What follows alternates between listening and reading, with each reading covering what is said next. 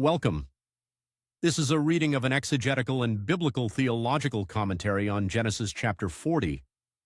Genesis chapter 40 forms the crucial middle movement, scene 2 of a three-scene narrative structure, tracing Joseph's path from Potiphar's household through the prison to Pharaoh's court. Within God's promise plan, this chapter shows how Yahweh providentially directs history through human suffering and divine revelation. Joseph's exile in Egypt is no accident. It is the divinely arranged placement that will preserve the covenant family, the 70 descendants of Jacob, from a coming famine.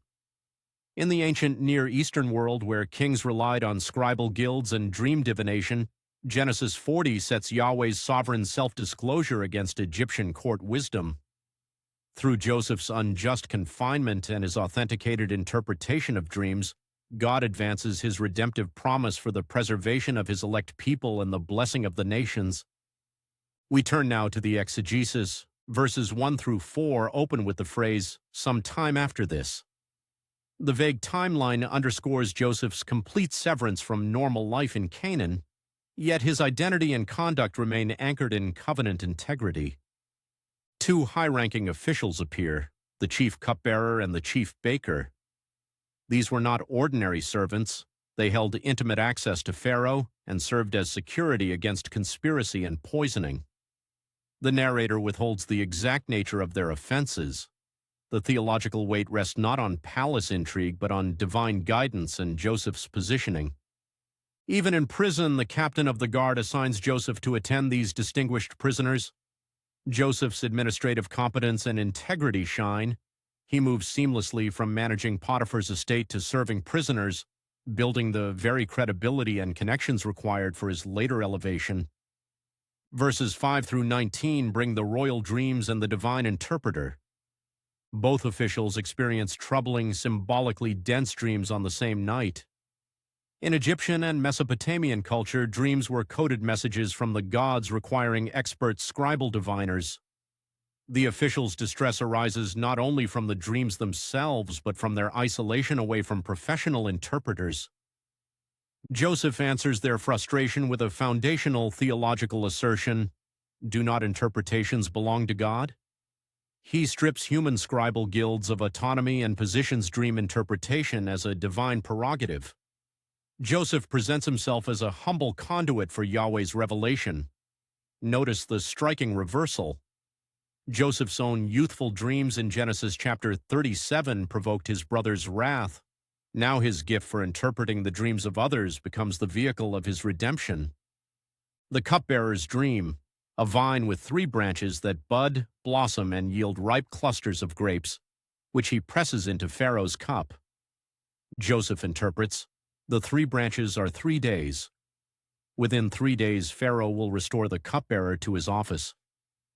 Joseph then makes a personal appeal. If you can, please remember me. He explains that he was stolen from the land of the Hebrews and has done nothing to deserve imprisonment. He remains silent about his brother's names and Potiphar's wife, protecting his reputation while seeking legitimate vindication.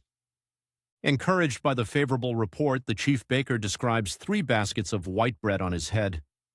Birds eat the delicacies intended for Pharaoh from the top basket. Joseph reveals that the 3 baskets also represent 3 days, but they presage the baker's execution. Here the Hebrew employs a brilliant play on the idiom to lift up the head. To the cupbearer, Joseph says Pharaoh will lift up your head, meaning royal pardon and restoration. To the baker, he says Pharaoh will lift up your head from off you, meaning decapitation and public exposure. Identical timeframes and identical phrasing yield diametrically opposed destinies. The precision of divine revelation stands clear. Verses 20 through 23 record the historical fulfillment. On the 3rd day, Pharaoh's birthday, he hosts a feast and lifts up the heads of both officials exactly as Joseph declared. The chief cupbearer is restored, the chief baker is hanged. The precise fulfillment authenticates Joseph as a true spokesperson for God.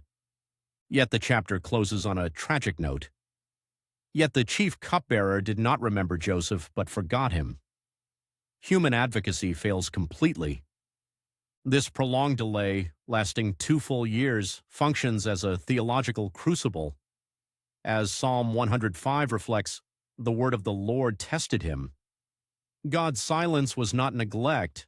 Yahweh kept Joseph in the royal prison so that when he was finally summoned, it would not be as a pardoned slave returning to Canaan, but as the future prime minister positioned before Pharaoh to save the known world from catastrophe. Canonical appropriations.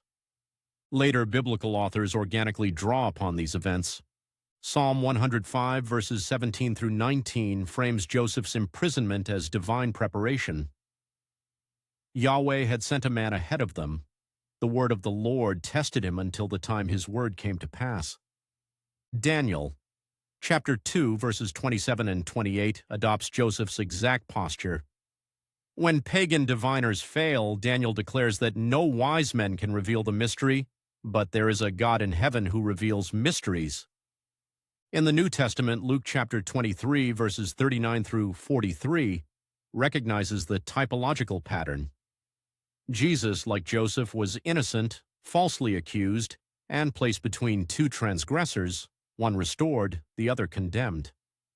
Romans chapter 8, verse 28, and Genesis chapter 50, verse 20, ground Paul's principle that God works all things together for good in the Joseph narrative itself.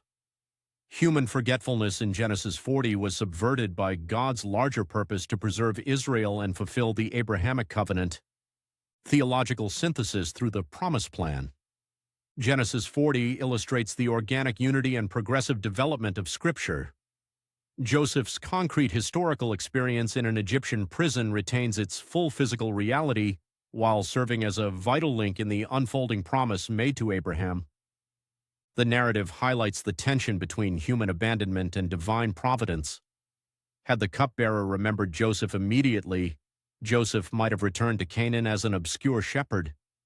Instead, Yahweh's deliberate delay ensured Joseph remained until Pharaoh's own dreams required a Hebrew interpreter.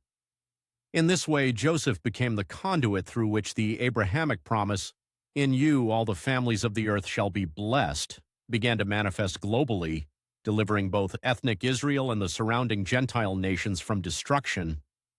Ultimately, Genesis chapter 40 points forward to Jesus Christ, the true and righteous servant who endured injustice, was numbered with transgressors, experienced human forgetfulness, and was refined through suffering.